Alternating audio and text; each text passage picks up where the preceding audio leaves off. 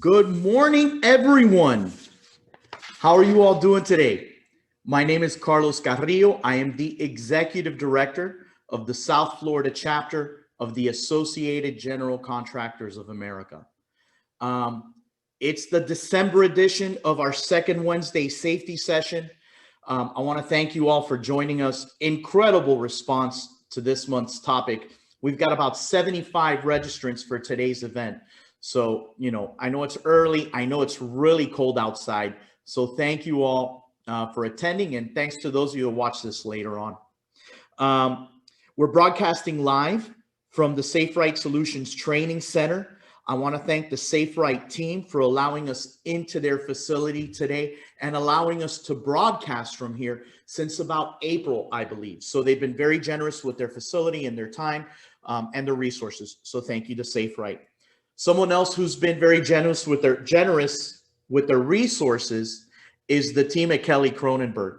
I want to thank Tim and Cedric, who are providing me with some technical assistance. And for those of you who have been along for this ride, broadcasting our meetings via Zoom, you know that it's been fraught with some issues, but we're getting through them. And I want to thank you guys for sticking with us, and for the team at Kelly Cronenberg, Tim and Cedric again for their help.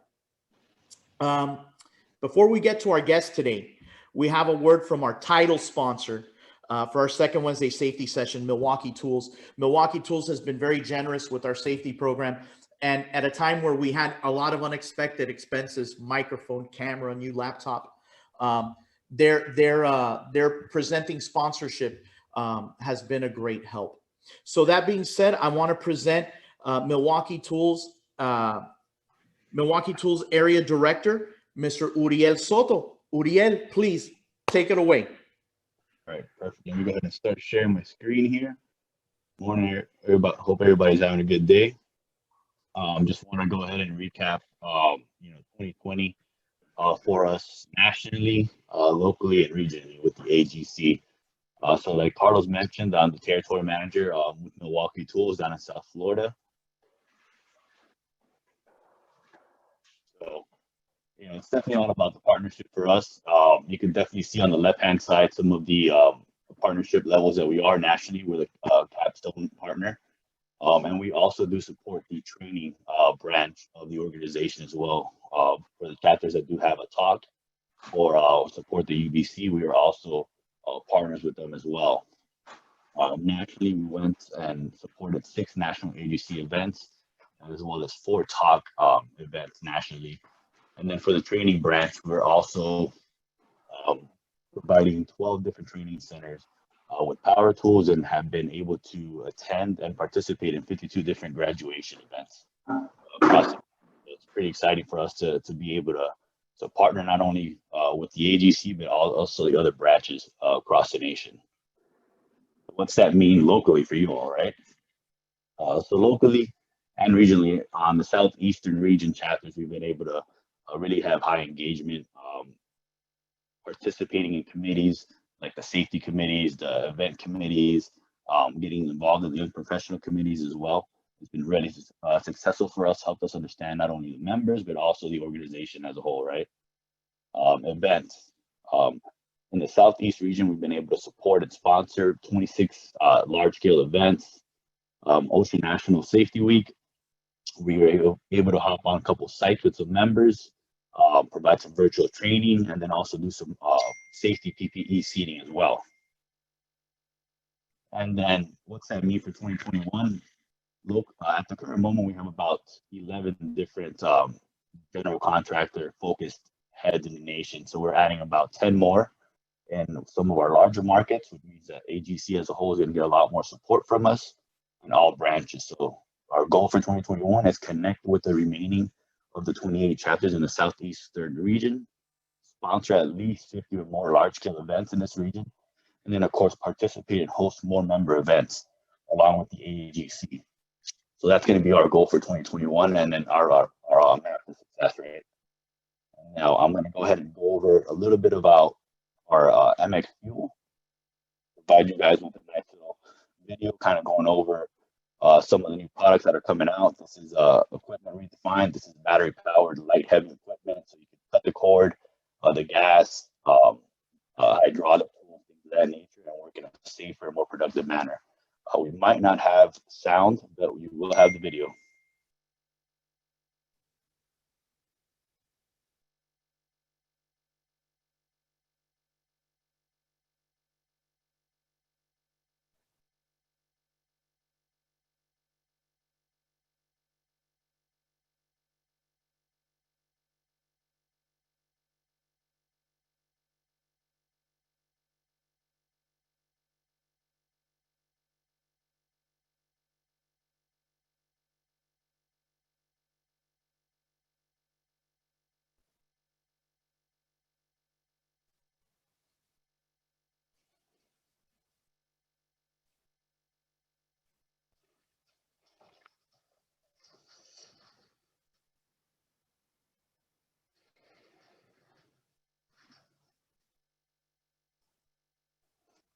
So that's actually our newest product, the most innovative product that we have coming out. We're continuing to add items to it. So some of the members have already engaged us and had an on-site demo at their particular job site or at the warehouse. So feel free to reach out to either one of us. We have a large team.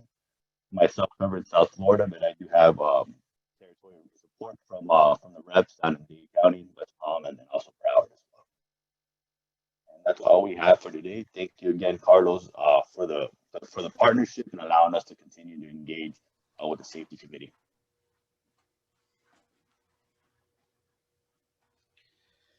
Thank you very much, Uriel, for presenting today. Like I said on the chat, if any of you guys want to reach out to Uriel to poke fun at all of the Dallas Cowboys memorabilia that you see behind him, we will be sharing his email at the end of the presentation. So again, thank you, Uriel. Thank you, Milwaukee, for all of your help. I mentioned at the top of the presentation today that we had 75 registrants for today's event. Well, it's pretty easy to know why. Our State of OSHA event has always been very well attended. And with the extended reach technology gives us, we're able to reach out to so many more people, and we're kind of grateful for that. I guess that's a good thing that has come about because of COVID, is us having to push the boundaries of technology in order to reach out to you all. This morning, we welcome Condell Eastmond, who is the OSHA Area Director for the Fort Lauderdale office.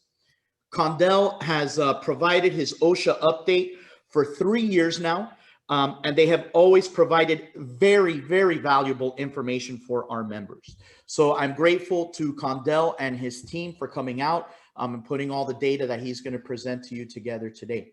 So without further ado, let's get to the star attraction, Mr. Eastmond. Condell, the floor is yours. Hey, good morning, and thanks for such a warm introduction, Carlos. I'm gonna do this more often. To hear such words from you, I appreciate it. So you're my best bud now. As I get the screen going, just bear with me. Make sure I have it and share. Okay, just want to be clear, are you seeing my screen? You're looking good, Condell. Okay, great. Good. All righty, thanks. All righty, good morning, folks. Thanks for having me again under some interesting circumstances. As we all are aware, 2020 has been an interesting year, to say the least. And we have learned to adapt to the pandemic that has pretty much touched about every person in this nation and around the globe. So first, I want to say that my prayers, my thoughts and prayers go out to each and every one of the folks out there, those who have had loved ones who've been impacted. And I encourage each and every one of you to stay safe, because this is something that is very serious, and it is impacting the work environment as well. And as a matter of fact, today, that's one of the things that I'm going to touch on a little bit, is how how is COVID impacting what our operations and what we do. And I'll show you some stats today too as well. That kind of brings it to light, showing how COVID has really made an impact in terms of how we do things.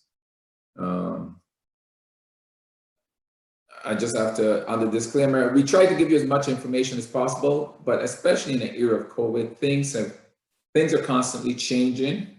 So as much as I try to give you the best and most current information, you should always visit our website, because these presentations do not replace policies and rules and regulations. So last year, or the last time, I think the last 2 times I did a presentation, we got questions from the audience and kind of figured out what you would like to know. So I, based on history and based on what is currently in play, I took it upon myself to grab some questions that I've gotten from others and put them together and kind of speculating on some of the things that I think you'll like to learn about today, or hear about today, I should say. Inspection activity, OSHA top 10, what a region and local offices look like.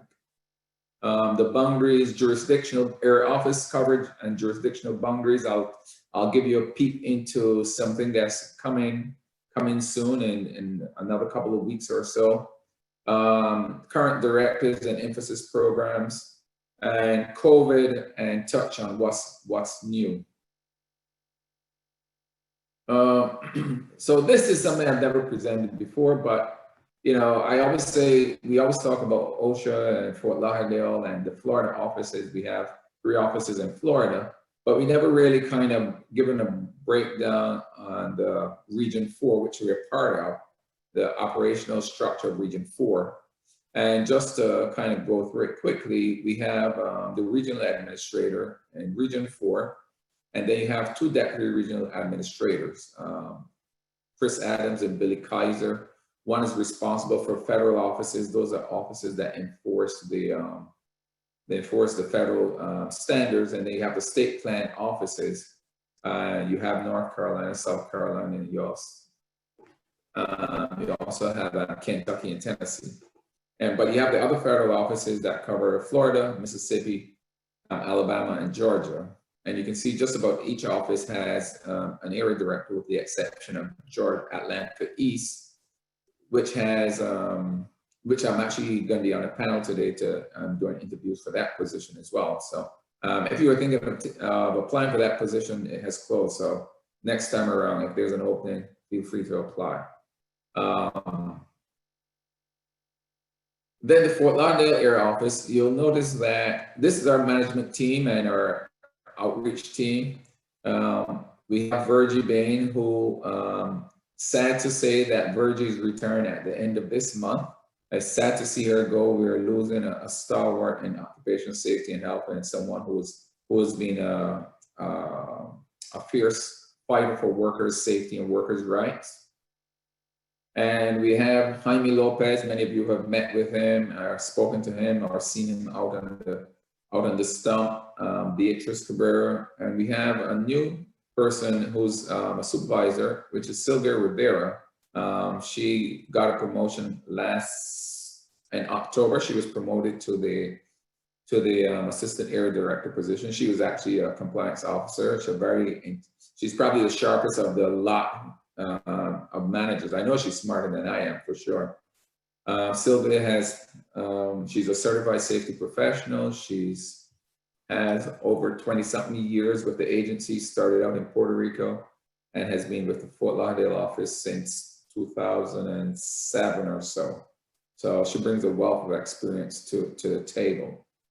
One of the things you'll notice is that Mr. Juan Torres, who is in our office, he's actually gone to the Jacksonville area office. And one of the things that I'll key in on is that there's going to be some refocusing of resources. And what I mean by that is that there's going to be a team that's going to be focusing primarily on the Orlando area, because there are so many projects going on in Orlando and in that area, and accidents as well, that they're actually going to have a team dedicating most of their time to focusing on inspection activity in the Orlando area. So they're going to kind of shave some stuff from the top and some stuff here and there. We're still going to be the same in Fort Lauderdale, but Tampa used to cover Orlando. There is being covered. It'll be covered by Jacksonville, and then some parts of the Panhandle will be covered by the Mobile office. So that shuffle is going to be coming in the next few weeks. So I just want to give you an idea of how things are going to be realigned. It's not going to impact us, but I know many of the folks on this call actually have interest in other parts of Florida. So just a tidbit for you. As you know, our mission is to protect assure the safety and health of all individuals, ensure a safe and healthful work environment. And we look at lots of indicators to kind of tell us what's going on. And each year, and each time we do a presentation, you'll realize that this slide or something similar always is on the fore, because we cannot let the focus move away from number of people who are not going back home to their loved ones.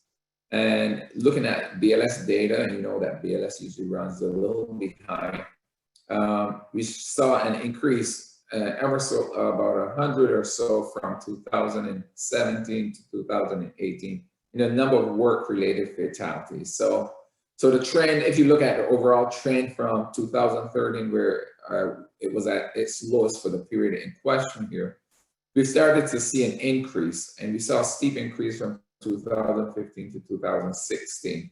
And, you know, we're still seeing that increase. And that's something that we all collectively need to work on to reduce going forward. Now, if we were to look at how it's broken down, you'll see that transportation incidents account for a little over, I'll say, about one third, yeah, close, more than 1/3, I'd say. Then you have falls, slips, and trips. Then you have contact with other equipment and workplace violence in the workplace, and exposure to harmful substances in the environment. So there's still a lot of work to do in the industries out there. People are getting hurt, people are losing their lives, but you can see falls, slips, and trips, which you'll see on other slides how construction is accounting for a significant amount of work-related fatalities. And we kind of break it down, the number and rate of fatal work industries by sectors. You see that transportation and warehousing and agriculture and forestry, but construction is still up there. The rate is actually 9.5, although you have over 1,000 people who actually lost their lives in 2018.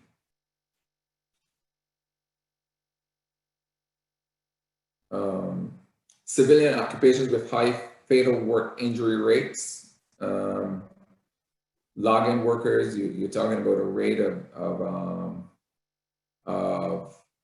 97.6. Fisher related workers, 77.4.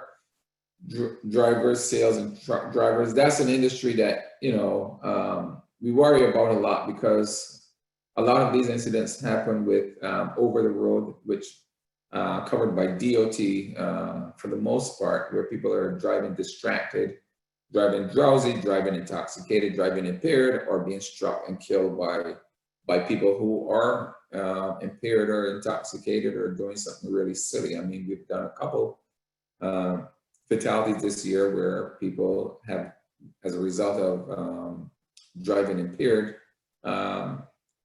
struck and killed workers who are just trying to make a living, you know, working on fixing the roads for us to, you know, to have a safe road to drive on.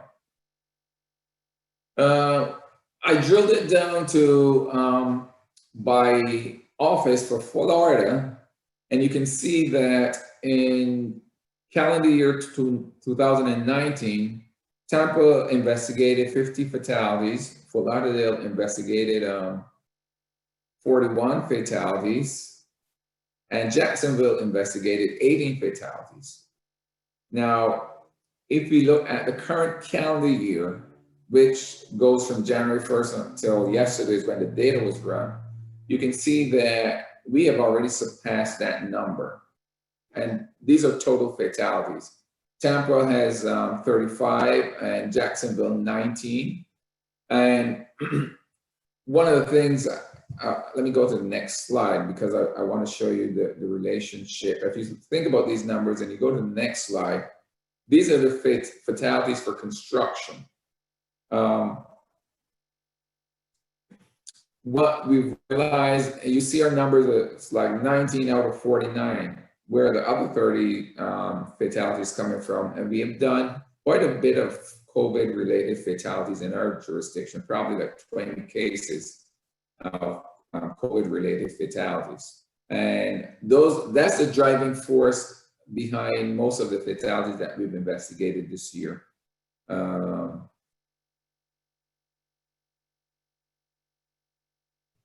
One is construction. Okay. Yeah. Something doesn't look right. That should be, let me go back one slide. I'll fix the slide. The numbers may have gotten skewed a little bit in terms of Fort Lauderdale and what we're doing in construction activity. So I'll fix that slide. But this number is correct, and 19 on construction fatalities. All right. So inspections. One of the things is that, as we talked about, as I mentioned at the top of the presentation, is COVID, and COVID has a significant impact. And if you look at the data that's on your screen, you'll see that, that in 2019, we done about combined for the state of Florida, 2,400 inspections, 2,470 inspections. And it's broken down. You can see that for Fort Lauderdale, for instance, we did 881 inspections. That's calendar year 19, 746 of them were safety inspections, and 135 were health inspections. Now, when we jump over to calendar year 2020, year to date, you can see that it has been a significant drop off. It's less than, we did 2,400 and now we're up to just about 500, about 20% of what we've done in the previous calendar year. And we're currently almost at the end of the year. So you can see that we have the office operations have been impacted by COVID. And what I mean to say is that we have implemented measures to protect our workers as well. We know that a lot of businesses have closed, either temporarily, people have gone out of business. We had a major shutdown at the beginning of the pandemic. And we were doing a lot of responses remotely in terms of phone and fax related to the COVID. As a matter of fact, the number of complaints that we've seen FY20, which ends on September 30th, compared to FY19, we had over 1,500 complaints coming in versus a usual like 1,000 or so. So we had a significant increase of complaints coming in, and a significant number of those were related to COVID as well, complaints and referrals. So COVID is impacting all aspects of our society, and even as we try to ensure that workers are safe, we're doing less and less inspections. But as you can see from the previous slides, people are still going out there and getting hurt. Condell. Yes? Condell, sorry, I didn't want to interrupt you, but I'm wondering, about 2 slides back, we had a question regarding an increase or decrease of fatalities in year 2020. Did you see an increase or a decrease this year now that the year's almost over? So FY19, this slide, I think this is the slide you're talking about. In FY19, we had, I'm seeing an increase in Fort Lauderdale. Jacksonville is just slightly ahead. Tampa is slightly lower. But these numbers, I know our numbers for sure are skewed by the number of COVID cases that we've had. Understood. Total fatalities for the calendar year. For calendar year 19, and in parentheses, I put the calendar year 20 year to date, so that you can kind of compare what we've done in calendar year 19 versus calendar year 20. Thank you for clarifying.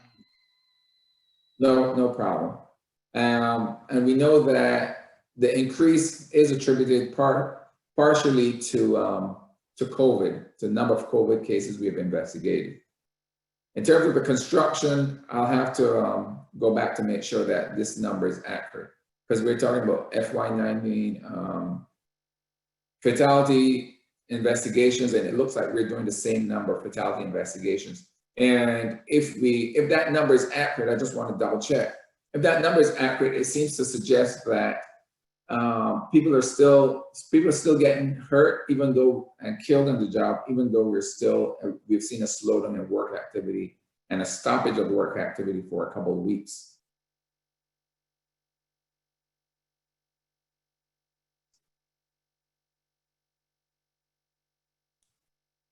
Okay. Inspections by types of inspections that we've done. This number is not going to add up to the total number I told you in on a previous slide. I just pulled some of the main data just to show you. For instance, programmed inspections. Fort Lauderdale is the dark blue. We've done 61 of our inspection activity is programmed inspection. That's those that are from a list, some type of established list. 125 inspections were from employer-reported incidents. 125 were from regular referrals, be it from the police department, fire department, or someone making a referral. 171 are from complaints coming in. And on-program related, which is 66, that's usually occurs when we go to a work site on a complaint or referral, and there's another employer who we investigate, either contributed to the incident or an employee got hurt in the incident, or when we respond to a complaint, we find that somebody else is out of compliance. And that's for calendar year 2019. Calendar year 2020, year to date, you can see again a significant fall off in terms of the number of referrals and employer-reported referrals. It's almost 1/2 of what we did the previous year.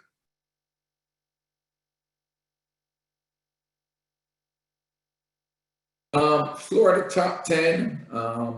These are the top 10 standards employers were cited for, and I have them in two categories. You can see calendar year 19 and calendar year 20.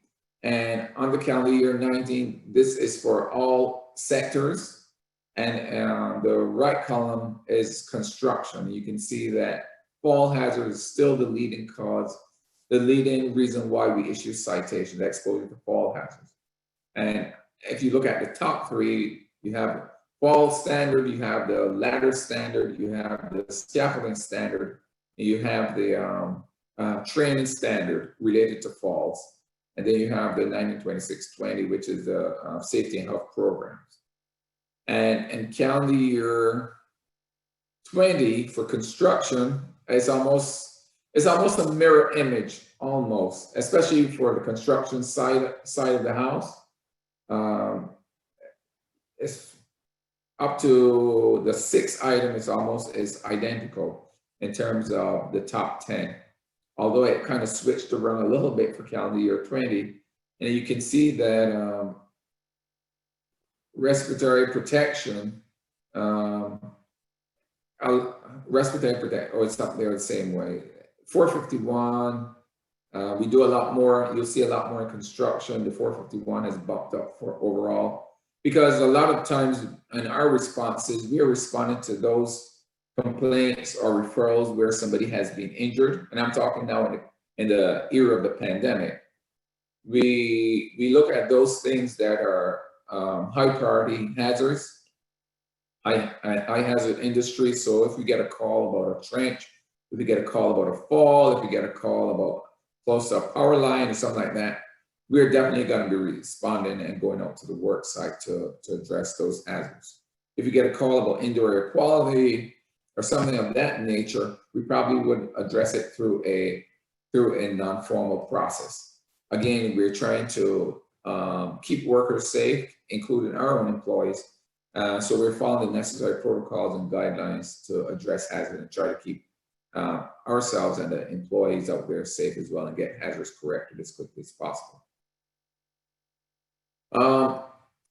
I didn't want to give a list, go through all the penalties for the top 10, but what I did is I pulled the penalties that were issued for the #1 cited standard, which was the 501 standard. And you can see that in 2019, the total penalty assessed, and this was for the state of Florida, was over $6 million in penalty for citations associated with the false standard. And in 2020, which is slightly less. No, it's almost half. I'm sorry, I'm looking at numbers the wrong way. FY19, it's we're talking about total, which is all standards, the #1 standard, and the green shows the second one is for the construction. And this next year in FY20, I'm sorry, is almost about a little over 1/2 of penalties for the #1 cited standard. So again, because normally there's some consistency across the board. If you look from year to year, there's not much of a difference. So as you can see, the number of inspections have decreased and the number of assessed penalties obviously decreased accordingly. This year, and we've done it every year, but this year, this is one of the things is that we want to let our stakeholders know is the outreach initiatives, because we believe that keeping workers safe is not only about enforcement, it's about working with the industries to let them know how to do things. So we put out a list of outreach initiatives for FY21, and I just want to show the targeted industries: construction, green handling, healthcare, oil and gas, small business, temporary workers, trenching and excavation, youth workers. And you'll see that we have a lot of activities and a lot of due dates where employees need to follow. So by putting this information out there, kind of enlightens and informs the employer. That way they can be in compliance, because at the end of the day, we want employers to be in compliance. As you know, that February 2021, you have March 2nd, 2021, covered employees must electronically submit the 2019 forms. March 7th, you have the Women in Construction Week. April 6th, you have the National Work Zone Awareness Week. April 28th, you have the Workers' Memorial Day. April is the Distracted Driving Awareness Month. You're going to have the National Safety Stand Down to prevent falls in construction, the date that you determine. Then you have the Construction Safety Week, and then you have the Friday Heat Awareness Week. And June 8th, you're going to have the National Forklift Safety Day.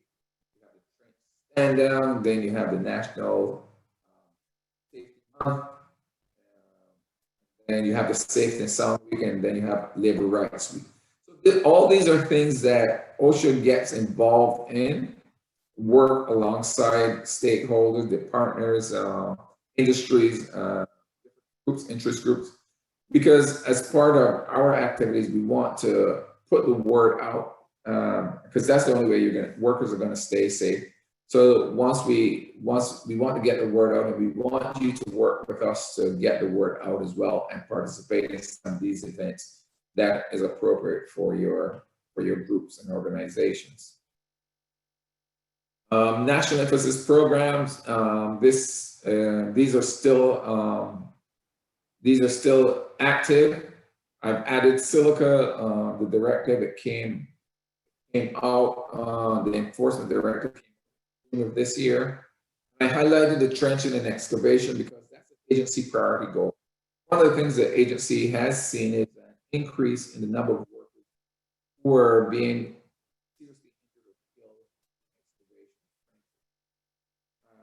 or killed. Prior to the pandemic, we were doing, I don't want to say exclusively, but we were actively looking at trenching operations.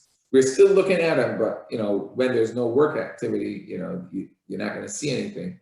But this is something that once we're past the pandemic, we're going to be focusing on again, because too many workers are getting injured or killed in trenching and excavations. And there's an easy way to stop people from getting injured in excavations. It's sad that some employers don't take the necessary steps. We still have our usual regional emphasis programs: overhead power line, falls, landscape, noise, lead, poultry processing facilities, maritime inspections, and sanitation.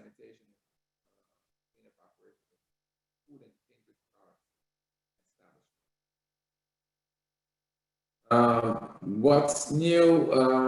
The Silica guidance just came out. The other thing that came out recently is OSHA published a separate rule revising the beryllium standard. And just to touch on the main thing, the final rule for construction amends the following paragraph: definitions, methods of compliance, respiratory protection, PPE, housekeeping, hazard communication, medical surveillance, and the hand hygiene and the hygiene areas and practices paragraph was removed from both standards. And finally, the last thing we obviously the COVID-19 guidance and enforcement. There has been so many questions on it that it would have been remiss if OSHA didn't do put out any guidance out there. Currently, there's lots of literature out there for employers to use to help keep their workers safe. The OSHA alerts. OSHA has a COVID-19 guidance for construction workers. There's also one for the manufacturing workers, and talks about preventing work exposure to the coronavirus. For instance, our guidance allows workers to wear masks over their nose and mouth to prevent them from spreading the virus. It says it wants to continue to use more methods, including PPE, protect workers from other job hazards associated with construction activity. We know that COVID is on everyone's mind, but you don't want a lapse in judgment where you're thinking about covering your nose, but you're not putting on a harness, and you're going to be exposed to a fall hazard. Advising workers to avoid physical contact with others, staying 6 feet apart, using all different types of methods to keep employees safe. Staggering the work shifts, people working later, working on different floors, what have you. So there are different ways that you can protect the workers, maintain a distance, and protect the workers. Practicing good hand hygiene, following, sneezing and coughing etiquette, avoid touching your eyes, all the things that you see up there that CDC has warned us, to be mindful of and how to protect ourselves. It's the same thing in the workplace. There's no different. You want your workers to be safe. You want them to follow good practices to protect themselves and their colleagues and their loved ones. What we expect from employers is that we expect employees to, when we go to work site, even a construction work site, we evaluate the what the employees actually do. Has the employee done an assessment to determine if the workers are going to be exposed to COVID, and have they implemented administrative and engineering controls to protect the workers? So those are things we look at when we go to the work site. OSHA is gonna, the compliance officer is gonna look to make sure. As a matter of fact, when we send them out, we do a job hazard analysis with them before they go to the job site to kind of tell them some of the things, make sure they're aware of some of the things that they're gonna encounter whilst at the work site. And we sorry, slide got messed up. And we ensure they walk out the door with the proper PPE. So similarly, we expect the same of employers out there, is that when employees show up, they provide them proper training, ensure they have the right PPE, give them the necessary coaching and training, and ensure that they're following safe work practices as well.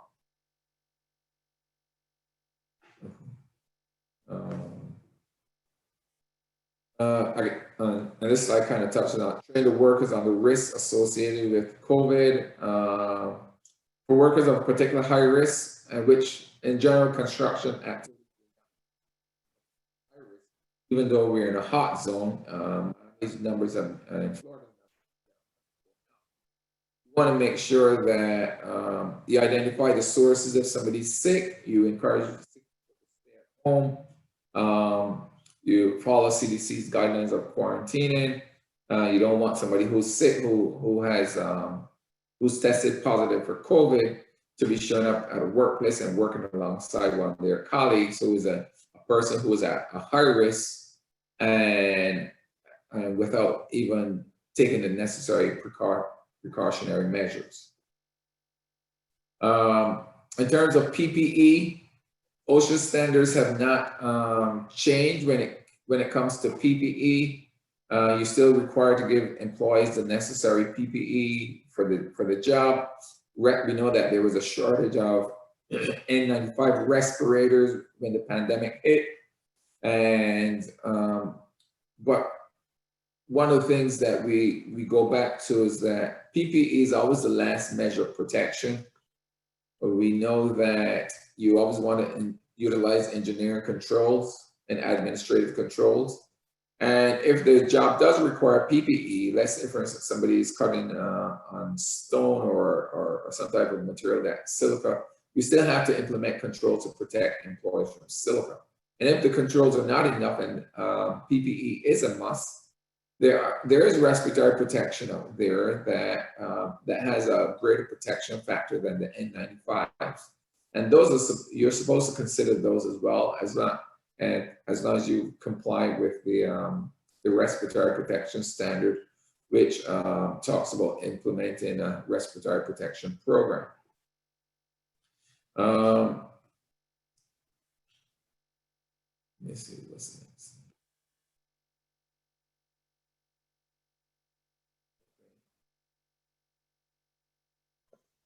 Hey, Condell, Yes, before you move on, we had put out a survey, and I have a question that kind of fits what it is you were asking.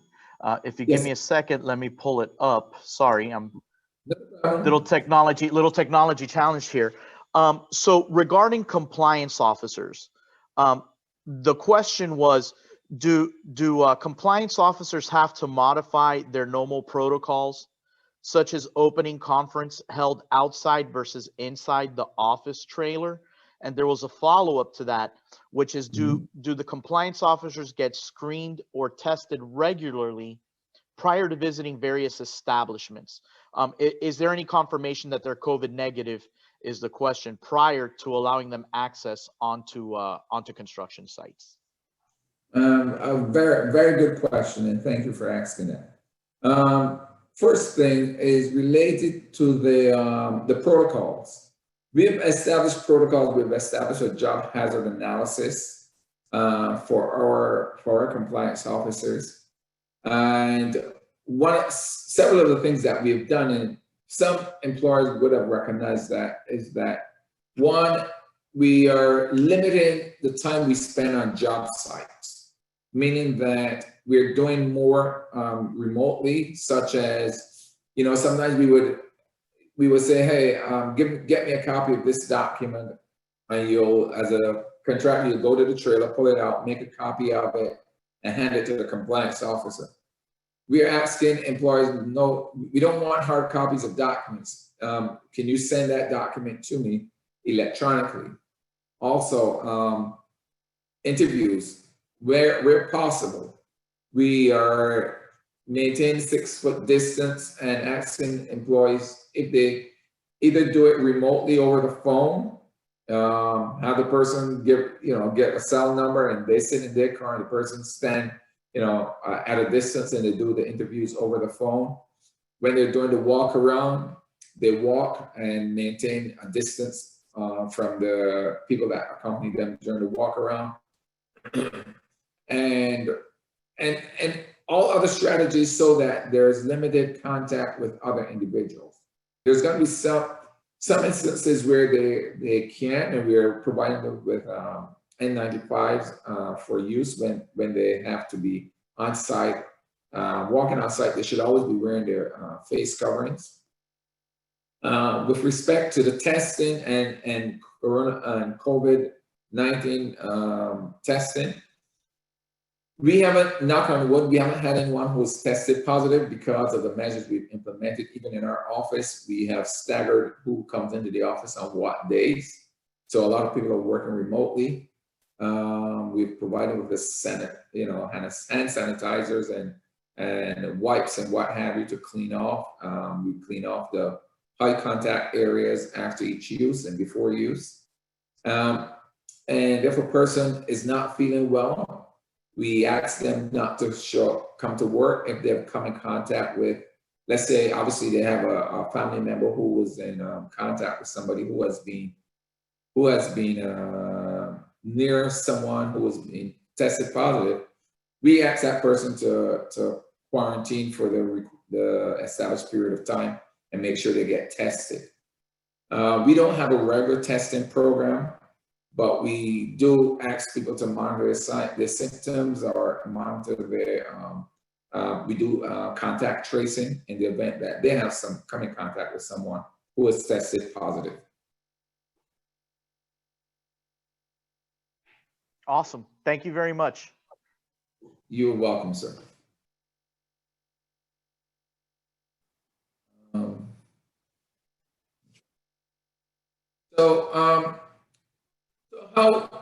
A couple of, and I guess I'll raise the point in terms of if we were to show up on a job site, the employer doesn't have a program. It's hard to imagine that there's an employer there who's not taking the necessary to protect their workers. We've come across some of the investigations we've done thus far. There are some lapse in following their own protocols, but we have not seen anything glaring to the standpoint where a employer is just throwing caution to the wind.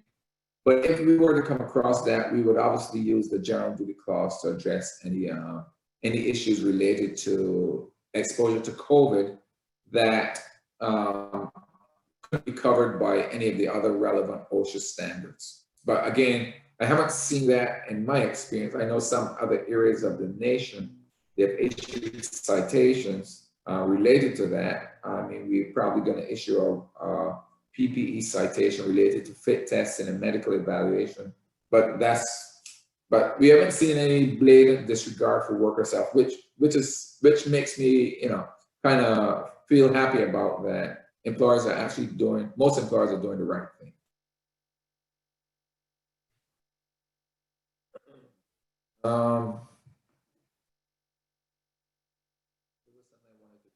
Oh, reporting of COVID cases. I don't have it on the slide, but I just want to touch work-related injuries. So when do you report? We all know that you have to report a work-related injury and within 24 hours of that injury occurring. And if that person has been hospitalized. So let me just backtrack for a minute. Let's say you have a worker who fell. Condell, Yes. I'm going to interrupt you for a moment because we have your mic cutting in and out. I don't know how we'll be able to address it, but I'm going to ask you maybe to scoot a little bit closer to the microphone. I believe it's a microphone issue because Okay. it'll basically cut out while you're speaking, and we'll still be able to hear you, but just very low. So if you can maybe get a little bit closer, if you have a headphone and mic set Yeah. handy, that might also help. Okay, let me plug in my headset to. All right. I'll tell you what, while you do that, I'll entertain the folks with some Christmas tunes. I'm kidding, guys. I'm kidding, folks. I'm not gonna do that to you guys. Oh, I thought you were gonna do an impromptu raffle or something, and you know. So, hey, folks, just a reminder, if you have any questions, please feel free to type them in the chat feature. And go ahead, Condell. Let's see how this works. Okay. Any better? Ooh, much better. Way better. Okay. Thank you so much. You are more than welcome, sir. So yeah, I was talking about reporting of injuries and illnesses. As we know that with the rule requirement has a 24-hour time period for you to report a hospitalization, loss of eye, and what have you. Now, when it comes to reporting COVID hospitalizations, there was some ambiguity about it, but there was some. But then OSHA came up with clarification a couple months ago, and pretty much it says that if the employer has established that the employee has contracted COVID at work, it's considered a work-related incident, right? And if the employee is hospitalized within 24 hours of contracting COVID, then that is reportable. You have to report that within 24 hours of the hospitalization. If an employee learns that an employee was in patient hospital within 24 hours, they have to report it. But if it's a work-related incident, you have to record it. And that's an inpatient means exposure to COVID in the workplace. And that's something that hasn't been clear. And sometimes some employers, and understandably so, says that person didn't contract COVID in the workplace. They contracted it at home or whatever the case might be. And we have had to deal with that. You know, obviously, we are not epidemiologists. We can't go back and determine where the person contracted it. You can say the likelihood of it, but what we look at, and this is the important thing, is does the employer have procedures in place that to protect the workers from contracting COVID? And if employers do have that, that's the thing that we want to document and want to ensure that you're actually doing, is that there's no that even if the person did contract COVID at work, we are looking to see what was in place prior to the incident and what you've done after the incident to prevent it from occurring in the future. So the bottom line is that sometimes we know that accidents, and my philosophy is accidents are preventable once you plan correctly. But sometimes things do happen, and when we do our investigations of any incident, we always look at what could have prevented the incident from occurring, and what the employer is doing to prevent it from occurring in the future. Whistleblower protections under the OSHA Act. We are all familiar that you can't retaliate against employees for engaging in protective activity, such requesting personal protective equipment, wearing PPE, reporting a work-related injury, including exposure to COVID, reporting unsafe condition to an employer OSHA, or requesting guidance on workplace safety from an employer, OSHA, or other government entity. And we have, again, our website has a whole lot of information. You can follow OSHA on social media, on Twitter. I don't have a Twitter account, so I don't know how to do that. On Facebook, you can get the quick takes, bi-weekly newsletter. There's a tip of the day. There's a lot of information on our website, and if you want information on coronavirus, we have a dedicated page to coronavirus, osha.gov/coronavirus. Additional information, the COVID Alliance COVID-19 resources, lots of resources out there for COVID. I know it's the topic of the day, and we have lots of links to other resources as well. And just to, and this is my one of the wrap up slide, because the others are just quick takes and stuff. I know that the main question is, what are inspection priorities, and what do I see going forward? I think that's something that Carlos wanted me to hone in on for the audience today, especially. We're still doing our job, but we're doing it carefully and safely. Our priorities are still going to be imminent dangers, where somebody's about to fall off a roof, or somebody is going to come in contact with a power line, or be caught in an excavation. We also responded to catastrophes and fatalities. We have to respond within 24 hours. Employee complaints and referrals, programmed high hazard inspections, which we're not doing a whole lot of those, to be honest with you, because we've lost a bunch of staff. Many of our staff members have actually gotten promoted, gone to other offices, and some of them have actually retired or left the agency. So we've lost quite a bit of staff. We are actually in a rebuilding phase right now. So those of you who have come to the office or seen some of our folks at presentations and at job sites, you'll be seeing lots of new faces. We've just hired a bunch of compliance officers in the recent times. So you'll be seeing lots of new faces. But one of the things that I'm going to focus on is the rapid abatements. That's the last item on this slide. And I didn't want to inundate you with too much data, but when I was looking at some of the data, I noticed that there were lots of repeat citations for employers, where you would cite an employer today, and then another the case is selling a month later or 3 months later, the same thing occurs. Or you find that you have a compliance officer go to one site, then they go to another site, and they encounter the same employer. And we want to change the mindset, and that's probably not, safe to say, it's probably none of the individuals on this conference. It's usually the smaller employer. And how we want to ensure that workers are safe. That's the bottom line. That's what we do. So one of the things that I'm thinking of doing, and this is probably gonna, once the holidays have passed, is how were we gonna ensure that the employer is doing the right thing? Because we know that when we go to a job site, the compliance officer go to a job site, they tell the employer, okay, you have to tie off, you have to do A, B, and C. Sometimes they do it, but as soon as you turn around, they're back to their old ways. Or the next day they're doing something different. You know, they're not. They says, yeah, I'm going to do it, and next day they go back to doing the other things that, you know, that are not in compliance.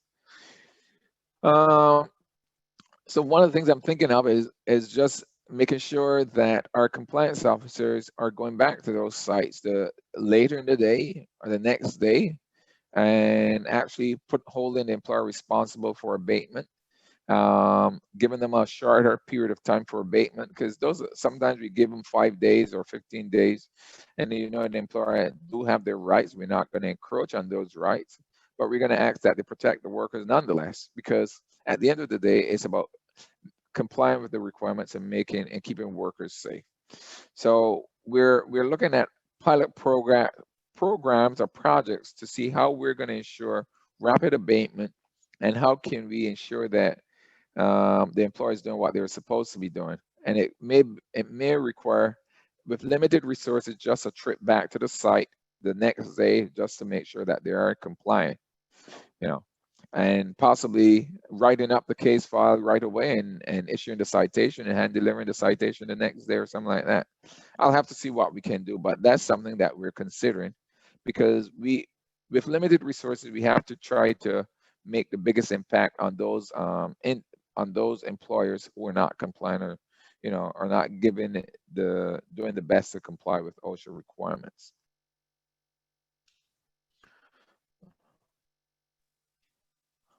But AGC And members are always awesome, Condell. yes, For and the most part. I know I'm kind of preaching to the choir, but I know that the church members go out there into the community and they talk to the other community members. So sometimes spreading the word for me, and especially in these kind of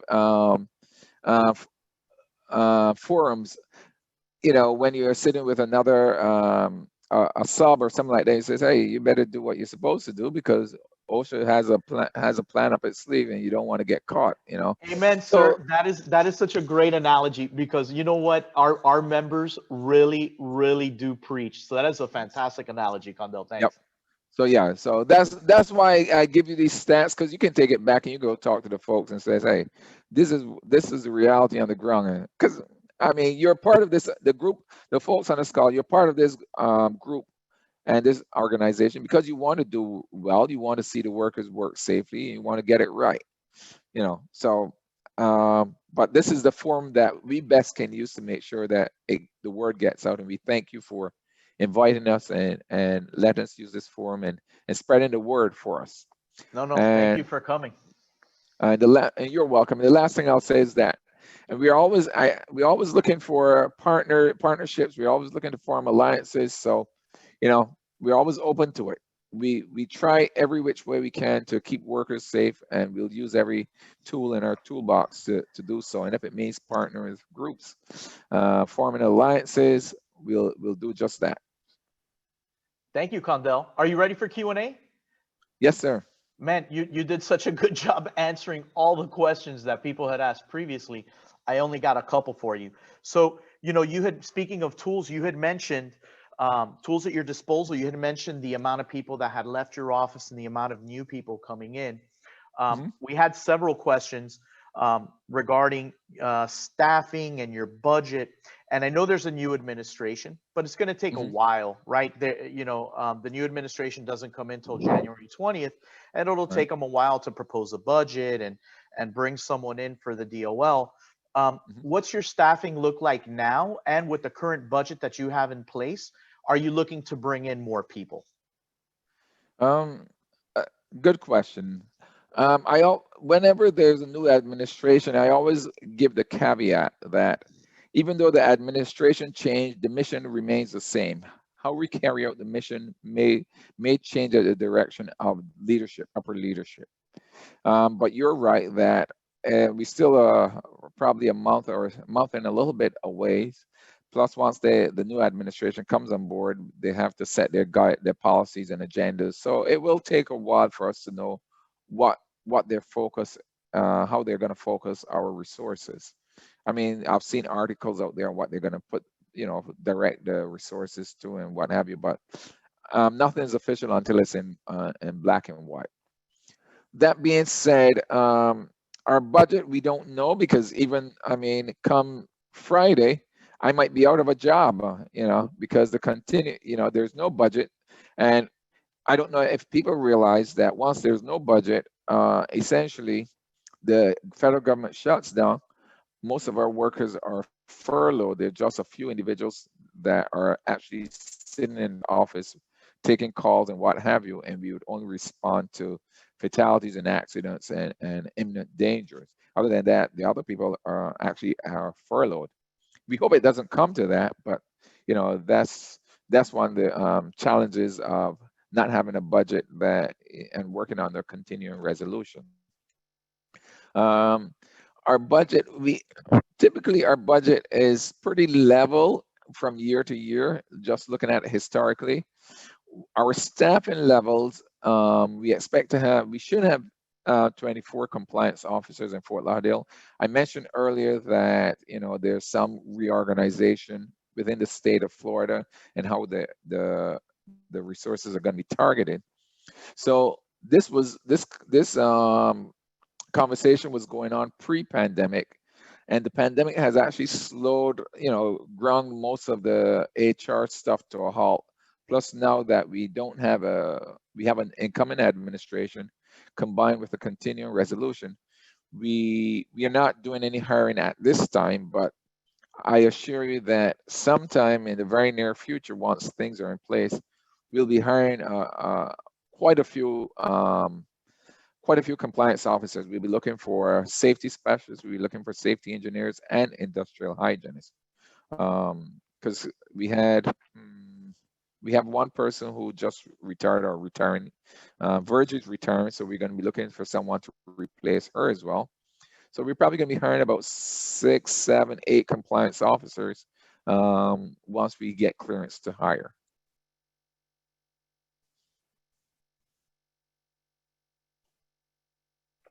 Great. Thank you so much.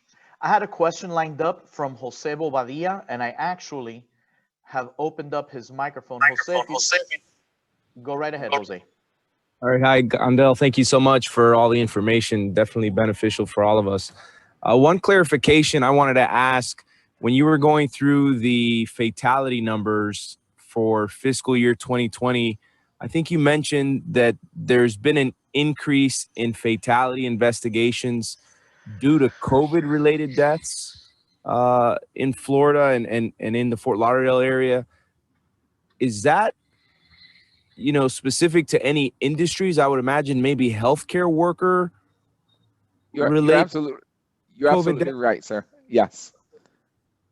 Okay. Yeah, I just wanted to clarify because I know for construction, at least with our peers and industry partners, we haven't heard a lot of COVID-related construction, even really severe cases for the most part. So I was surprised to hear that. I just wanted to clarify if that was involving any construction personnel for those cases. You're absolutely right. All of them have been related to people in the healthcare setting, meaning hospitals or nursing homes. We haven't gotten any reports of anything from a construction where employee died of a result of contracting COVID in the workplace. Although there's one case, I must say, in general industry, and let me see, can I tell you about the case? Yeah, I can, because I think we just wrapped it up.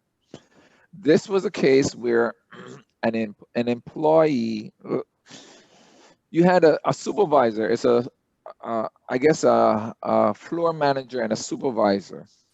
The floor manager and one of the, I can't remember the exact, one of them came to work, wasn't feeling well. So he still showed up at work. The company had a policy in place.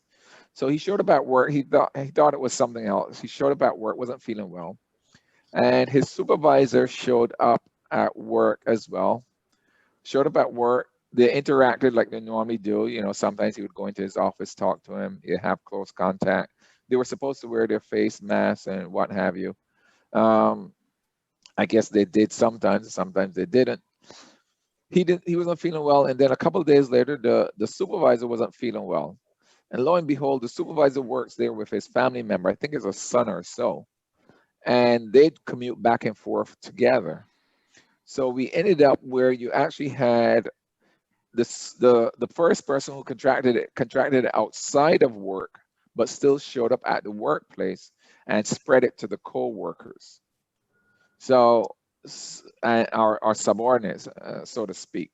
So that's one case that we investigated where there was a workplace exposure that just during contact tracing. In this case, it was clear that there was workplace exposure, or almost clear it was workplace exposure. And this was in a manufacturing setting. All the others were in a healthcare setting. Okay, thank you, Condell. And if I can ask about that particular case, I think that's a great reminder to any industry, the importance of following the protocols. But did that case particularly result in any fatality or citations as part of the investigation? There was the fatality. The individual who contracted outside of work did die because of pre-existing conditions and all that stuff. No citations were issued. We issued was called a hazard alert letter because we didn't think that the employer had a program in place. but they didn't have sufficient to show that they violated an OSHA standard that we felt comfortable issuing a citation, that we could issue a prima facie case. We don't just issue, and one of the things I want to know, folks to know, is we don't issue citations just because the law allows it. We issue citations when we have sufficient information to withstand a challenge in court, at least what we believe can withstand any court challenge. Got it. Thank you so much. Thank you for that feedback. You're welcome, sir. All right, folks, give me 1 second here.